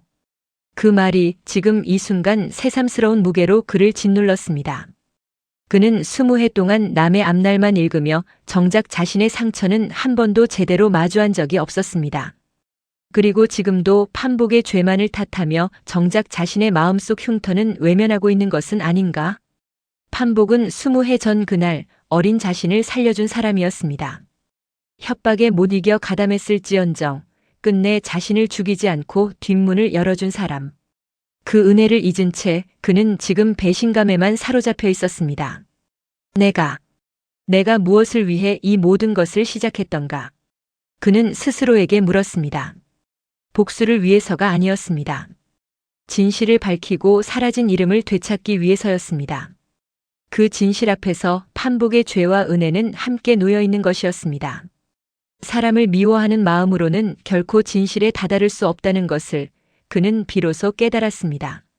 날이 밝아올 무렵 그는 마침내 자리에서 일어났습니다. 그의 눈빛에는 더 이상 혼란이 아닌 단단한 결의가 자리하고 있었습니다. 그는 곧장 판복의 집으로 향했습니다.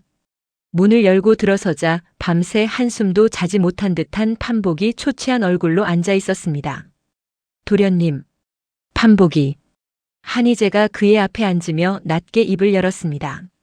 자네가 그날 나를 살려주지 않았다면 나는 지금 이 자리에 없었을 것이오. 도련님, 허나 저는 협박에 가담한 죄는 죄요. 허나 20해를 죄책감으로 살아온 사람에게 내가 또 무슨 벌을 내릴 수 있겠소.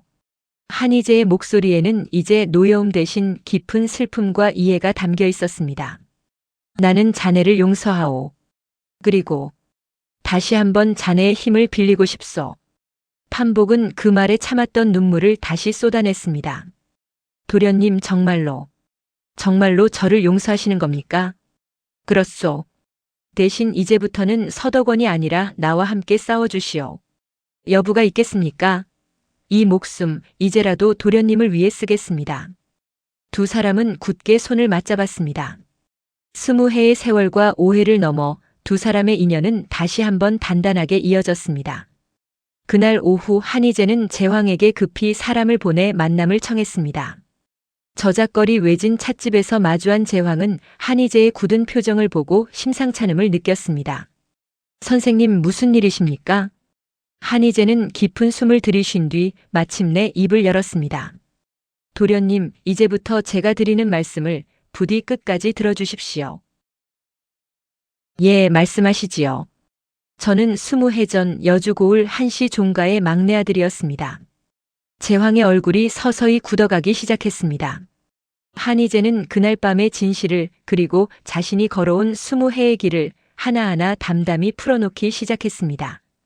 화적대의 습격, 어머니의 마지막 목소리, 그리고 얼굴에 남은 흉터까지. 이야기가 이어질수록 제왕의 얼굴은 점점 핏기를 잃어갔습니다. 그렇다면 그 화적대를 사주한 것이 제왕의 목소리가 심하게 떨렸습니다. 그렇습니다. 도련님의 아버님이셨습니다. 그 말에 제왕은 한동안 아무 말도 하지 못한 채 그저 멍하니 허공을 바라보았습니다. 거짓말이지요? 아버님이 어찌 그런 짓을. 저도 처음엔 믿고 싶지 않았습니다. 허나 유모섭섭도 같은 가문의 생존자이며 그날의 진실을 증언해 줄 수 있습니다. 섭섭 유모가? 제왕의 두 손이 부들부들 떨리기 시작했습니다. 그는 한참 동안 고개를 떨군 채 애써 눈물을 참으려 했지만 소용없었습니다. 어찌 이런 일이. 도련님을 원망하는 것이 아닙니다. 도련님께는 아무 죄가 없습니다. 한희재가 조심스레 그를 다독였습니다. 허나 이제는 도련님께서도 이 진실과 마주하셔야 할 때가 온 것 같습니다. 제왕은 오래도록 흐느끼다가 마침내 젖은 눈으로 고개를 들었습니다. 선생님, 아니 형님이라 불러도 되겠습니까? 그 뜻밖의 말에 한희재는 잠시 말을 잃었습니다. 저는 아버님의 죄를 덮을 수 없습니다. 그것이 아무리 제 아버님이라 해도 죄는 죄입니다. 제왕의 목소리에는 슬픔과 함께 뜻밖의 단단함이 서려 있었습니다. 형님을 돕겠습니다. 유모님을 구하고 그 진실을 세상에 알리는 일에 저도 힘을 보태겠습니다. 한희재는 그런 제왕의 손을 굳게 맞잡았습니다. 고맙습니다, 도련님. 이제부터는 제왕이라 불러주십시오, 형님. 두 사람은 오래도록 서로를 마주본 채 말없이 눈물을 삼켰습니다. 그날 저녁 한희재와 판복 그리고 제황은 저작거리 외진 방에 다시 모여 앉았습니다. 섭섭 유모부터 구해야 합니다. 제황이 단호하게 말을 꺼냈습니다. 제가 아버님 눈을 피해 골방 열쇠를 손에 넣을 방도를 찾아보겠습니다. 그리고 그 목값도 반드시 챙겨야 하오. 판복이 덧붙였습니다. 관아에 고발하려면 확실한 증표가 있어야 하지 않겠소. 한희재는 두 사람을 번갈아 보며 고개를 끄덕였습니다. 사흘 뒤 대감이 내게 답을 요구할 그날 밤을 노립시다. 그날이라면 다들 방심하고 있을 것이오. 세 사람은 머리를 맞대고 밤이 깊도록 계획을 다듬었습니다. 20해의 어둠을 끝낼 마지막 밤이 이제 코앞으로 다가와 있었습니다. 셋은 늦은 밤까지 등잔불 아래 머리를 맞댄 채 각자 맡을 역할을 몇 번이고 되짚고 또 되짚었습니다. 그 어느 때보다 무거운 긴장감이 방 안을 가득 채우고 있었지만 세 사람의 눈빛만은 흔들림이 없었습니다. 사흘째 되는 밤 참판댁 담장 너머로 짙은 어둠이 내려앉았습니다. 제황이 미리 손을 써둔 덕에 뒷문 쪽 경비는 여느 때보다 허술했습니다. 한희재와 판복은 어둠을 틈타담을 넘어 안채로 향했습니다. 이쪽입니다. 먼저 와 기다리던 제황이 낮게 속삭이며 두 사람을 안내했습니다. 골방 앞에 이르자 제황이 미리 빼돌린 열쇠로 문을 열었습니다. 안에는 섭섭이 초췌한 얼굴로 웅크리고 있었습니다. 섭섭이. 한희재가 다급히 다가가 그녀를 부축했습니다. 도련님. 어찌 이 위험한 곳까지. 자네를 두고 갈 수는 없었소. 어서 갑시다. 그때 판복이 미리 봐두었던 마루 밑으로 다가가 힘껏 널판을 뜯어냈습니다. 그 안에는 과연 자물쇠 채워진 낡은 목갑 하나가 놓여 있었습니다. 찾았소. 판복이 목갑을 꺼내 품에 안는 순간이었습니다. 그게 누구냐? 어둠 속에서 낮고 굵은 목소리가 들려왔습니다. 횃불을 든 서덕원이 최가와 함께 그들 앞을 가로막고 서 있었습니다. 섭섭이 놀라 몸을 움츠렸고 판복은 목갑을 품에 꼭 끌어안았습니다.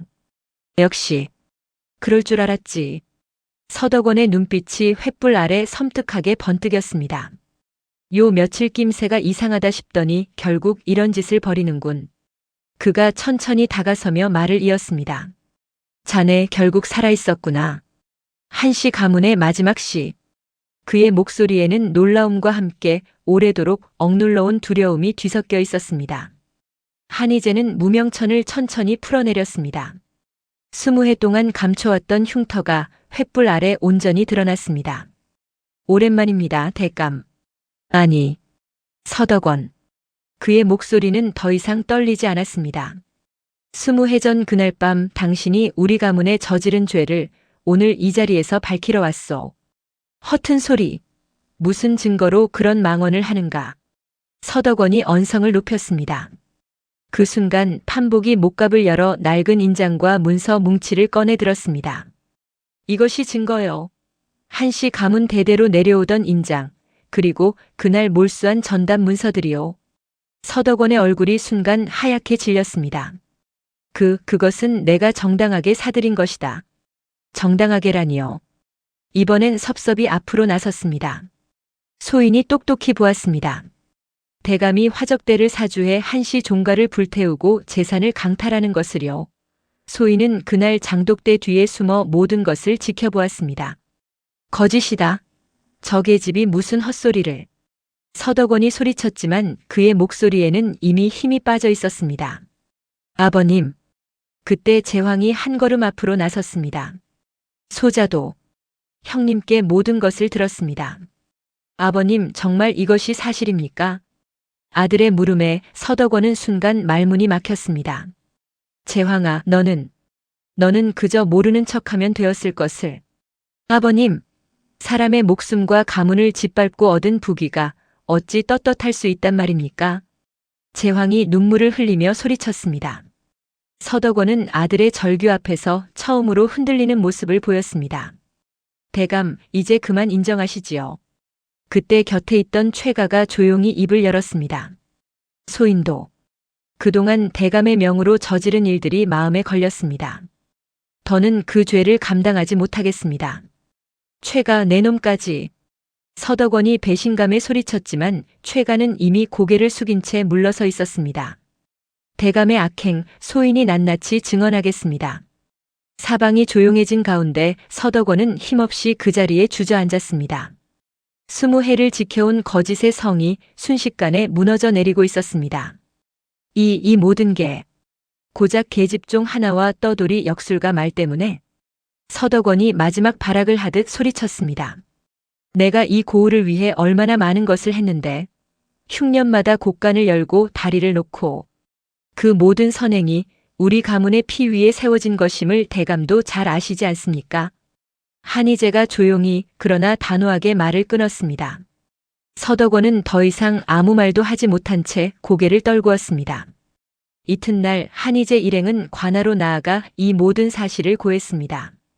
현감은 증거로 제출된 가문 인장과 문서 그리고 섭섭과 최가의 증언을 낱낱이 살핀 뒤 무겁게 입을 열었습니다. 서덕원의 죄에 실로 중하도다. 화적을 사주해 양민의 가문을 멸하고 재산을 탈취한 죄 결코 가벼이 다스릴 수 없다. 서덕원은 오랏줄에 묶인 채 관아 마당으로 끌려 나왔습니다. 그 모습을 지켜보던 고을 사람들 사이에서 웅성거림이 일었습니다. 저리 어진 대감인 줄만 알았더니 세상에. 그러게 말이오. 사람 속은 참으로 알 수가 없구먼. 흉년의 곡간 열어준 것도 다 저 죗값 가리려는 수작이었던 게지. 사람들의 수군거림 속에서 서덕원은 고개를 들지 못한 채 끌려갔습니다. 한때 이 고을에서 가장 위세등등하던 그 얼굴은 이제 어디에도 남아있지 않았습니다. 현감은 이어서 최가를 향해 물었습니다. 너는 이미 죄를 뉘우치고 스스로 증언하였으니 그 죄를 참작하여 가벼이 다스리겠다.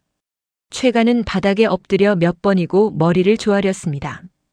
판복 또한 스스로 나서서 그날의 가담을 고했습니다. 소인 또한 20해 전죄를 지었습니다. 어떤 벌이든 달게 받겠습니다. 그러나 한희재가 앞으로 나서 현감에게 간곡히 청했습니다. 이 사람은 협박에 못 이겨 가담하였으나 그날 소인의 목숨을 구해준 은인입니다. 부디 정상을 참작해 주십시오. 현감은 한희재의 청을 받아들여 판복의 죄를 가벼이 다스리기로 하였습니다. 서덕원의 재산은 몰수되어 관아에 귀속되었고 그 일부는 한씨 가문의 명예 회복을 위해 돌려졌습니다. 현감은 한희재를 향해 정중히 고개를 숙였습니다. 한씨 가문의 억울함을 이제야 풀어드리게 되어 참으로 다행입니다. 감사합니다, 사또. 한희재는 20해 만에 처음으로 자신의 진짜 이름 석자를 관아 문서에 또렷이 올렸습니다. 한희재. 그것은 더 이상 숨겨야 할 이름이 아니었습니다. 그로부터 얼마 후 한희재는 판복, 분옥, 섭섭, 그리고 제황과 함께 여주 고을 옛 종가터를 다시 찾았습니다. 잡초 무성하던 그 언덕에는 어느새 작은 초가 한 채가 새로 세워져 있었습니다. 한희재는 그 앞에 서서 천천히 무명천을 완전히 벗어 던졌습니다. 그의 흉터가 따스한 햇살 아래 온전히 드러났습니다. 더 이상 감출 것도 두려워할 것도 없었습니다. 형님, 참으로 좋은 날입니다. 제황이 그의 곁에 다가와 환하게 웃었습니다. 그렇구나. 참으로 좋은 날이다. 한희재도 오랜만에 마음 깊이 우러나는 웃음을 지었습니다. 판복과 분옥, 섭섭도 그 곁에서 함께 웃고 있었습니다. 멀리 마을 쪽에서 아이들 뛰노는 소리가 아련히 들려왔습니다. 20해 전만 해도 이 언덕은 잿더미와 침묵뿐이었으나 이제는 다시 사람의 온기로 채워지고 있었습니다. 이제 이 댁도 다시 사람 사는 집이 되었구먼요. 분옥이 새로 지은 초가를 둘러보며 흐뭇하게 말했습니다. 다 여러분 덕분이요. 자네들이 아니었다면 나는 여전히 그 무명천 뒤에 숨어 살고 있었을 것이요. 한희재가 진심을 담아 말했습니다. 저도 이제야 20해 묵은 짐을 내려놓은 것 같습니다. 섭섭이 눈물을 훔치며 웃었습니다. 도련님, 아니. 이제는 형님이시니 앞으로 저도 이 댁에서 함께 지내도 되겠습니까? 제황이 조심스레 물었습니다. 물론이다. 이제 우리는 한 식구나 다름없지 않느냐. 한희재가 그의 어깨를 다정히 두드렸습니다. 판복은 그런 두 사람을 보며 문득 하늘을 올려다보았습니다. 선생, 아니 도련님. 저 하늘이 오늘따라 유난히 맑아 보이지 않소? 그렇구려. 참으로 맑은 하늘이요. 한희재도 판복을 따라 하늘을 올려다보았습니다. 20해 동안 그의 하늘은 늘 잿빛 연기와 짙은 그림자에 가려 있었습니다. 그러나 이제 그 그림자는 더 이상 그를 짓누르지 못했습니다. 그러나 오늘 그 하늘은 더없이 푸르고 맑았습니다. 20해 동안 멈춰있던 그의 시간이 이제 다시 온전히 흐르기 시작하고 있었습니다. 사람의 앞날은 읽으면서도 정작 제 안의 흉터는 마주보지 못하는 법이었습니다. 그러나 이제 그는 그 흉터마저도 온전히 그리고 담담하게 끌어안을 수 있게 되었습니다. 더 이상 그것은 감춰야 할 부끄러움이 아니라 그가 온몸으로 버텨내고 살아낸 20해의 자랑스러운 증거였습니다. 그 흉터를 손끝으로 어루만질 때마다 이제 그는 두려움이 아니라 깊고 잔잔한 감사를 느낄 수 있었습니다. 그것이야말로 그가 20해라는 긴 세월 끝에 마침내 되찾은 진짜 얼굴이었습니다. 그리고 그 얼굴로 그는 이제 저작거리로 돌아가 다시 사람들의 앞날을 읽어줄 것이었습니다. 이번에는 더 이상 아무것도 숨기지 않은 채로 당당히 얼굴을 들고서 말입니다. 그날 언덕 위로 불어오던 바람은 20해 전 그 밤에 매섭던 바람과는 사뭇 다르게 한없이 부드럽고 따스했습니다. 모두가 함께 웃는 그 언덕 위로 늦은 오후에 따사로운 햇살이 오래도록 아주 오래도록 머물러 있었습니다. 그렇게 20해에 걸친 한 사내의 길고도 길었던 이야기는 마침내 따뜻하고도 고요한 끝을 맺고 있었습니다. 그리고 그 끝은 무명천 없이 얼굴을 드는 한 사람의 또 다른 새롭고 따뜻한 시작이기도 했습니다. 저작거리에는 오늘도 어김없이 저녁 종소리가 은은히 울려 퍼지고 있었습니다. 그 종소리를 들으며 사람들은 저마다의 하루를 마무리하고 집으로 발걸음을 옮기고 있었습니다. 그리고 그 사람들 사이에는 이제 더 이상 얼굴을 가리지 않은 한 사내의 맑은 웃음소리도 함께 섞여 오래도록 은은하게 울려 퍼지고 있었습니다. 지금 화면에 나오는 더 재미있는 영상들도 함께 해주세요. 그럼 모두 행복한 하루 보내세요. 감사합니다.